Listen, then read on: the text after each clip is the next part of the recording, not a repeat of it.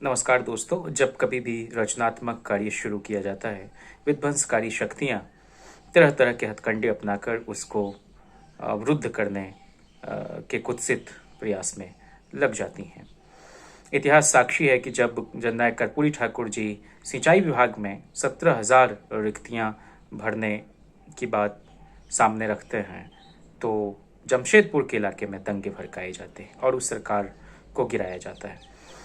अभी बिहार जिस तरह से नए संकल्प के साथ उप मुख्यमंत्री तेजस्वी जी और नीतीश कुमार जी जो मुख्यमंत्री हैं, उनके साझा प्रयास से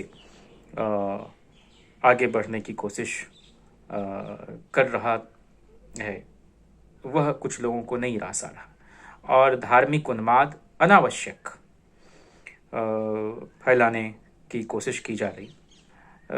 मेरे पास और कोई रोल मॉडल नहीं है सिवाय लालू प्रसाद जी के, जिनका फर्म बिलीफ था कि without peace there cannot be any prosperity.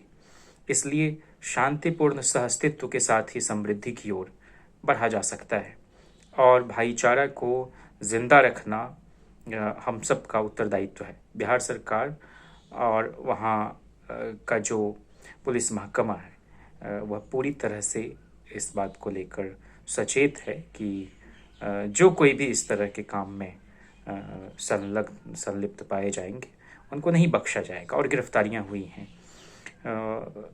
6 दिसंबर 1992 को जब फिरका परस्त ताकतों ने बाबरी मस्जिद को ढाने का एक घिनौना काम किया, तो लालू प्रसाद जी ने जो देश के अलग अलग इलाके में, चाहे वो मुंबई हो या बाकी महानगर हो, वो जो झुलस रहे थे, तो लालू जी ने बिहार को उस लपट से बचाया था और आकाशवाणी और दूरदर्शन पर उनका एक संदेश प्रसारित हुआ। मैं उसको आपके बीच आज रखना चाहता हूँ और इसे ही मेरी भावना समझी जाए और इससे बेहतर कोई अपील मैं अपनी ओर से नहीं कर सकता था। आज के संदर्भ में भी वह अपील उतनी ही प्रासंगिक है।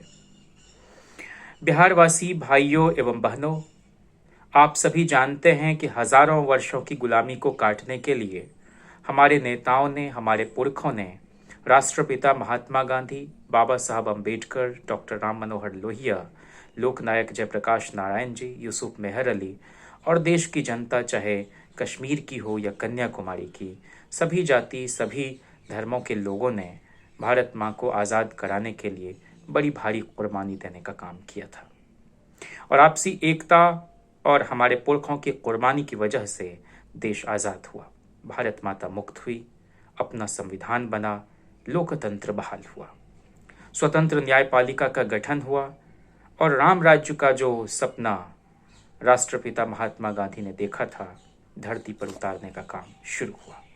अपने संविधान में जो पिछड़े भाई हैं, दबे कुचले लोग हैं, अनुसूचित जाति, अनुसूचित जनजाति के लोग हैं, उनके लिए व्यवस्था की थी हमारे पुरखों ने कि हम इनको सेवाओं में विशेष अवसर देंगे, आरक्षण की व्यवस्था दी थी। यह देश आपका है, सबों का देश है, यह धर्मनिरपेक्ष देश है। अलग भाषा, अलग बोली, हर मजहब का समान आदर किया जाएगा। लेकिन 45 साल की आज़ादी में और हमारी कुर्बानी को, हमारे पुरखों की कुर्बानी को इस देश में भारतीय जनता पार्टी, आरएसएस, विश्व हिंदू परिषद ने राम और रहीम का बखेरा उठाकर धर्म को राजनीति से जोड़कर अयोध्या में जो करोड़ों लोगों की आस्था का प्रतीक था बाबरी मस्जिद, उसे ढाने का काम किया। इससे न केवल करोड़ों अकलियत के लोगों के, धर्मनिरपेक्षता में विश्वास करने वाले लोगों के ही नहीं, पूरे राष्ट्र की धर्मनिरपेक्ष जनता के मन में दुख और शोक, भय की लहर फैल गई।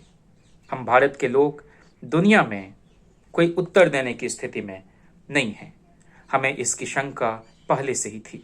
कानून और व्यवस्था के जिम्मेवार लोगों की ढिलाई और पक्षतापूर्ण व्यवहार के कारण आज राष्ट्र को यह दिन देखना पड़ रहा है। बाबरी मस्जिद पर किया गया प्रहार देश के लोकतंत्र एवं धर्मनिरपेक्षता पर किया गया क्रूर प्रहार है। हम सभी मर्माहत हैं और हम कभी भी इसे चुपचाप देखते नहीं रह सकते हैं। भारत की जनता में वह ताकत है जिससे बेमिसाल ताकत वाली बरतानी हुकूमत को यहाँ से उखाड़ फेंका, इमरजेंसी लागू करने वाली ताकत को धूल चटा दी और शिलान्यास करने की छूट देने वाली सरकार के पाये को ढा दिया। हम इस मामले को देश की अमन पसंद जनता की अदालत में ले जा रहे हैं और जिन लोगों ने हमारी उम्मीदों पर पानी फेरा है उनके मंसूबों को भी हम सत्य और अहिंसा के बल पर चकनाचूर कर देंगे। अभी के हालात में सबसे बड़ी ज़रूरत है संयम, शांति और धीरज बनाए रखने की। बदले की किसी भी कार्रवाई से सांप्रदायिक ताकतों को बल मिल सकता है और नापाक तरीके से सत्ता पर काबिज होने की कोशिश करने वालों की साजिश कामयाबी की ओर कदम बढ़ा सकती है। राष्ट्रपिता महात्मा गांधी ने हमें सिखाया था कि नफरत का जवाब मोहब्बत से और हिंसा का जवाब अहिंसा से देना चाहिए। मैं आप लोगों को किसी भी कीमत पर और किसी भी हालत में, मैं आप लोगों को पूरा यकीन दिलाता हूं कि फिरका परस्त लोगों को किसी भी कीमत पर और किसी भी हालत में कामयाब नहीं होने दिया जाएगा। हम अपने सद्भाव और मोहब्बत से जख्म को भर देंगे और जख्म पहुंचाने वालों को अपने गुनाहों पर पछताने के लिए मजबूर कर देंगे। यह तभी मुमकिन है जब हम सब पूरे सब्र से काम लें और आपसी सद्भाव पर कोई आंच ना आने दें। मंदिर, मस्जिद, गिरजाघर, गुरुद्वारा में हमारे पूरे मुल्क की तहजीब तमद्दुन की रूह बसती है। इनमें से किसी को भी कोई नुकसान होता है तो हम में से हर एक शख्स का जाती नुकसान होता है। अयोध्या में हुई घटना से हर हिंदू, मुस्लिम, सिख, ईसाई के दिल पर गहरी चोट पहुंची है। हमारी एकता सबसे बड़ी ताकत है और धर्मनिरपेक्षता पर हुए हमले का मुकाबला हम सब अपनी चट्टानी एकता के बल पर ही करेंगे। बाबरी मस्जिद पर किए गए हमले की हम जोरदार भर्त्सना करते हैं और इस हमले के लिए ढिलाई बरतने वाली सत्ता के मठाधीशों को इसके लिए जिम्मेदार ठहराते हुए उनकी पुरजोर मजम्मत करते हैं।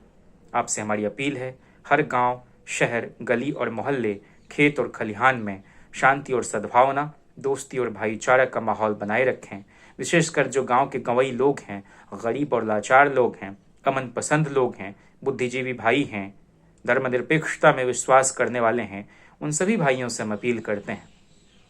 आज देश ऐसे नाजुक मोड़ पर खड़ा है कि इस देश की रखवाली करना, देश को बचाने की जिम्मेवारी, अकलियत और गरीब लाचार आदमी की सुरक्षा की जिम्मेवारी आपके कंधों पर है।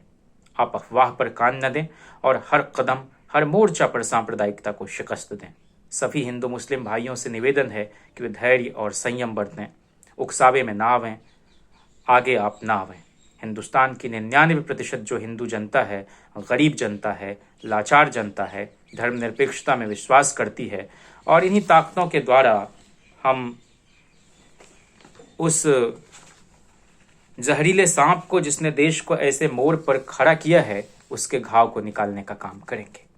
हम बिहार के भाइयों और बहनों से पुरजोर अपील करते हैं कि जहां अपना राज्य भूख, अकाल और सुखाड़ में है, वहीं ऐसे हालात पैदा करने के पीछे आप आसानी से समझ सकते हैं उनकी मंशा गरीबों की भलाई में नहीं है, सूखे से निपटने में नहीं है, गरीबी और गारत मिटाने में नहीं है। उनकी इच्छा है कि हिंदुइज्म फैलाओ, हिंदू मुसलमान दंगा कराओ और फिर से दिल्ली की गद्दी पर आसीन हो जाओ। यही इनके मन में अरमान है। इनके अरमान को हम सफल नहीं होने देंगे। गरीब जनता से, हिंदू, मुसलमान, सिख, ईसाई भाई और बहनों से हम अपील करते हैं कि आज देश की रक्षा की जिम्मेवारी विशेषकर बिहार के लोगों के कंधों पर है। आप एकजुट होकर अफवाह फैलाने वाली ताकतों का मुकाबला करेंगे। जो भाई भाई में फूट डालने वाली ताकतें हैं उनको दरकिनार करेंगे। यही हम आप सबसे अपील करते हैं। बिहार से ही सद्भावना का संदेश पूरे देश में फैला। पूरे देश को एकजुट होकर माला में गूंथने की जिम्मेवारी आप सभी के कंधों पर है। हम आपसे आपका सहयोग चाहते हैं। सरकार ने हर जगह निगरानी रखी है। हम हर तरफ जागरूक हैं, सचेष्ट हैं। शासन को हिदायत दी गई है कि जहां भी कोई बलवाई हो, चाहे वह किसी धर्म, किसी मजहब का मानने वाला हो, उससे सख्ती बरती जाए। दंगा फसाद को हम बर्दाश्त नहीं करेंगे। इस कार्रवाई में हम लगे हैं। लेकिन सबसे बड़ी जिम्मेवारी जो गांव के लोग हैं, मोहल्ले के लोग हैं, गरीब लोग हैं, लाचार लोग हैं, जिनसे औजार बनवाया जाता है दंगा फसाद कराने के लिए, उनसे हमारी अपील है कि इन ताकतों से अलग थलग रहेंगे, कोई भी अफवाह नहीं सुनेंगे। इन्हीं शब्दों के साथ हम सभी भाइयों को, बहनों को इकट्ठे नमस्कार, जय हिंद, आदाब, सलाम करके अपनी अपील को, अपनी बात को समाप्त करते हैं। ये लालू जी की अपील थी और आज फिर से ज़रूरत है कि हम उनकी अपील को ध्यान में रखते हुए उनको उनकी बातों को मानें और बिहार में शांति और सद्भावना कायम रखने में अपनी भूमिका निभाएं, ताकि जो सरकार आज युवाओं, किसानों, मजदूरों, महिलाओं, कामगारों के लिए कदम बढ़ा रही है आगे, वह अपने दूरदृष्टि के साथ सबकी भलाई के काम में लगे रहकर कुछ बेहतर करने में सफल हो सके। शुक्रिया।